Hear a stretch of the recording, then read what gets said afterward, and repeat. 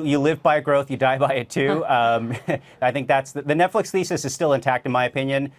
300 million subs, 400 million subs in the next 3, 4, 5 years. That is likely. The key, though, to understand it is that's going to come from international growth more than domestic growth. And I think they missed the international estimate by a little bit, not by a ton. So, you know, longer term, I think it's definitely they're still in a good spot. And I think their subscriber numbers overall are sort of ticking up the way that you want it to if we're going to get to that big number. Hang on, Ed. We also want to bring in Dan Morgan, the Vice President and Senior Portfolio Manager at Synovus Trust. His firm owns shares of Netflix. You know, Dan, Ed was just talking about the misses in the second quarter. There's also going to be misses in the third quarter. When it comes to guidance, are we starting to see maybe a pattern? I don't want to project onto this stock story because we're seeing a major reversal, but are you getting concerned here? Well, obviously, as you mentioned, the third quarter, guidance was way below estimates. We'd have to go back into the first and second quarter of 2016 where we saw a series of missed guidance in terms of subscriptions.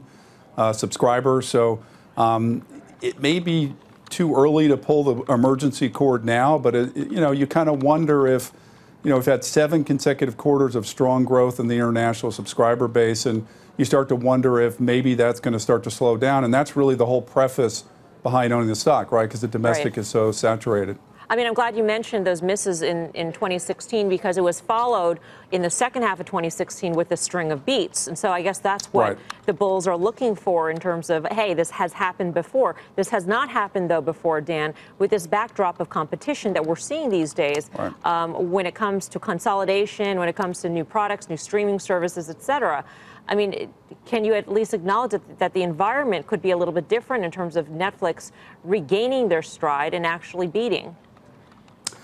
Well, I totally agree. I mean, the Disney 20th Century Fox deal is huge. If they can corner that content coming out of Disney and 20th Century Fox and they can control it and not allow Netflix and Amazon and some of these other competing companies like Apple to get access to it, then it's going to become a war over content. Who has the best movies? Who has the best shows? Now, we know Netflix does a lot of their own production internally, but you're up against some really tremendous content from Disney and 20th Century. So it could be that things may start to really change them and it really might get a lot more competitive. So that's why it's a tough call right now. It's not so easy just to look back and say, hey, it happened before, let's move on.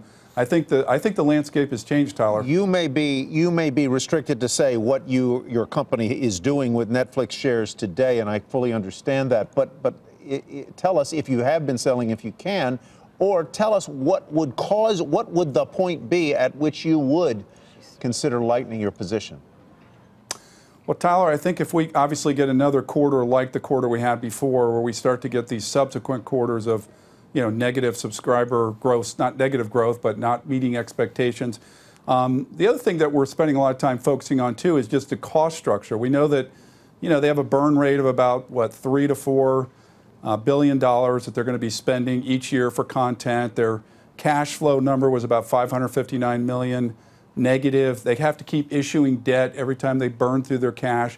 So we're also keeping a real close eye on that. And at this point, I think if you own the stock, it's a hold. It may be a little premature to buy it. I think you might get some further weakness down the road as other technology companies report. But Tyler, I think at this point, we're still kind of at a wait and see. But I agree with you. I think it's a little bit of a different landscape than it has been, let's say, back in the first and second quarter of 2016. Hey there, thanks for checking out CNBC on YouTube. Be sure to subscribe to stay up to date on all of the day's biggest stories. You can also click on any of the videos around me to watch the latest from CNBC. Thanks for watching.